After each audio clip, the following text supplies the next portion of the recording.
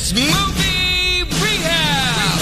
This is where we assign Jen a movie to watch over the weekend that's not Good Will Hunting. Thank you. Yes, that and hurts. it's because before she came to Kicks, she had seen very few movies for some reason. And so every weekend I'm assigned a movie to watch, and then I come back on Monday, I rank it 1 to 10 and let you know what I thought about it. Then she can have normal conversations like a human being. It's really cool. I'm being integrated. I can finally make little comments and things because I get it. So this weekend... Are you okay? I don't know. The jury's still out on that. But this weekend, we are assigning her the movie Superman to watch. Okay, which one? Because there's like 50, right? Not the new one. That one is stupid. It looks so dumb. It looks awful.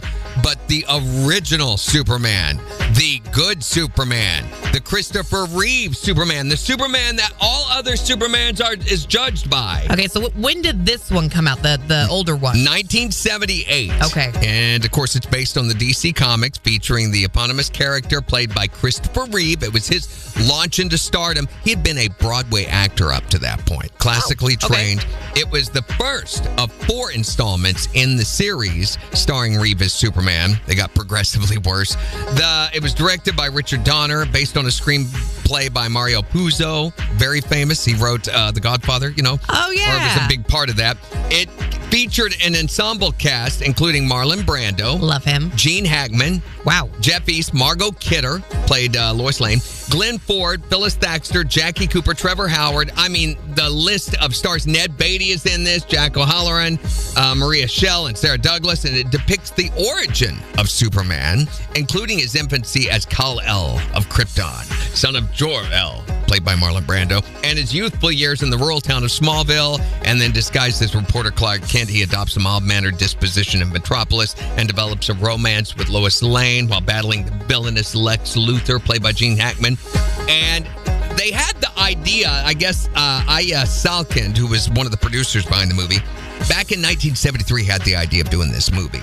And it was a difficult process with DC Comics to get the rights to it. Finally bought the rights. It was the most expensive film that had been ever made up to that point, with a budget of $55 million. Now Hollywood goes, that's nothing, paltry change. It was a critical success, and it was a financial one, too. Made $300 million. Holy cow. In the first year, making it the second highest grossing release of the year. And it won all sorts of awards. John Williams, who wrote the music for Star Wars and other iconic films, he did the music for this.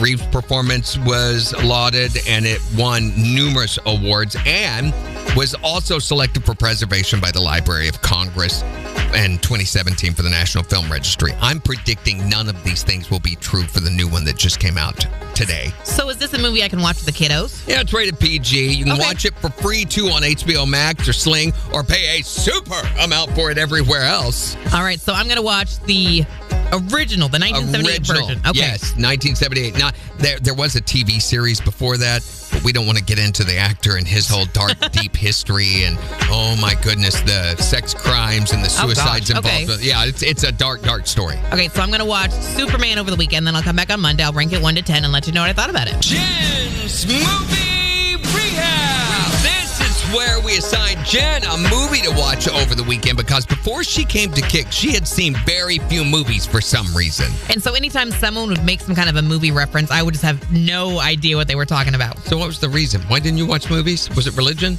And, religion, living under rocks, a little all of the above. No electricity, all that kind of stuff? Okay. Yes. So anyway, we're trying to rehabilitate her. So on Fridays, I assign her a movie to watch over the weekend. She goes home and watches it, then comes back and gives us her review on Monday. And with the new Superman movie coming out this weekend, you gave me the original Superman movie to watch, the one that actually came out in 1978. Yeah, so you'd have a point of reference of the original, of what to gauge it by.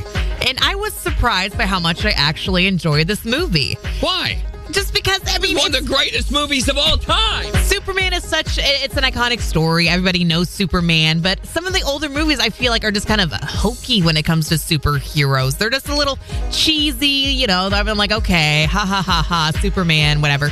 But I actually thought it was a really well done movie. I thought he as Superman was a very engaging and charismatic character, and I love the transition between Clark Kent and Superman, because Clark Kent is so just like unassuming and just fumbling around and awkward, and then you have Superman, who was 110% not that guy. You know, he is confident and suave, and he tells the truth, and he's honest, which Clark Kent does a lot of those things too.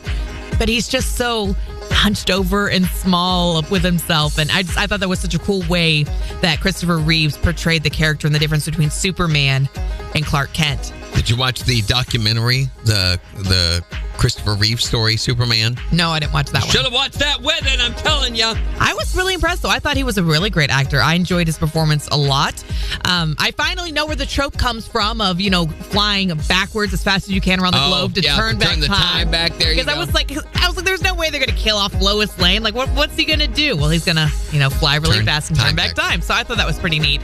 And what made this even better for me is my son sat down and watched the movie with me, and he loved it. Yeah. And he's a kid that's super into Marvel, and Iron Man's his favorite, and he loves the Hulk and Thor. And so I wasn't sure that he was really going to engage with this movie because it wasn't super flashy. But he did really, really like it. So that just made it all the better for me. So on a scale of 1 to 10, I'm going to give the original Superman a 7.5. 7.5. I would have expected higher than that. Really? Yeah, for that iconic of a movie. So I am disappointed in you. That's it. You're banished to Krypton. Okay. Well, next time, give me Good Will Hunting, and then I'll give you a 10. That's never going to happen. Just get over it. It's Jen's Movie Rehab. On the 4 states, #1 for country. Kicks 102.5.